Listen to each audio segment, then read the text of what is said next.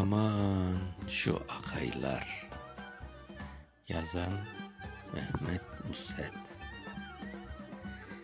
Bin tanemiz bir kapiktir, çılpık köz bir akayda, denişirler bir çilikke ya bir etsiz topayga.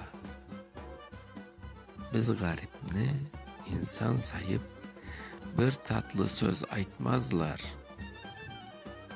Taş dedi mi bir tahtanı inat eder kaytmazlar. Bu dünyada olgan şeyler hepsi olar içindir. Yalan yanlış ne de olsa olar aytsa üçündür. Kız kayaklı bir filcancık kırsa eğer kazaman, kırşe çıksa közge türtüp unutmazlar köp zaman. Söylendin mi birdir davuk, söylenmesen ın demez.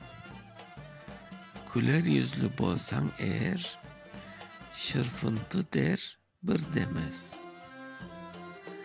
Barlı bollan allegimsin, carlı bolsan bitli baş. Yuvaş bolsan adım jolun, kabak baş ya dürbe taş. Attin var mı kıdırmağa, komşularga soramay? Duya kalsa talak aytar, hiç artına karamay. Özleri ise gece gündüz ayak bükmeyi cürerler. Kabaklarda, bulvarlarda öz zevklerin sürerler. Olar bizni öz kipine kullanmakını süyerler.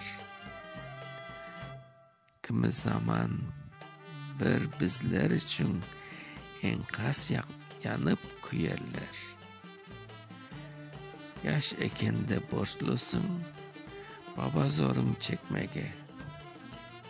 Ösken sonda erge varıp oga boyun ekmege. Erin ise seni yalnız taşlap keter bir uyge. Cılamaktan vaktim bolmaz karamağa bir şeye. Söz kıskası aytıp sayıp başka çıkmak mümkünsüz. Bite kete var ömrümüz, kuan kanday bir günsüz. Okuyan Mustafa Şansal.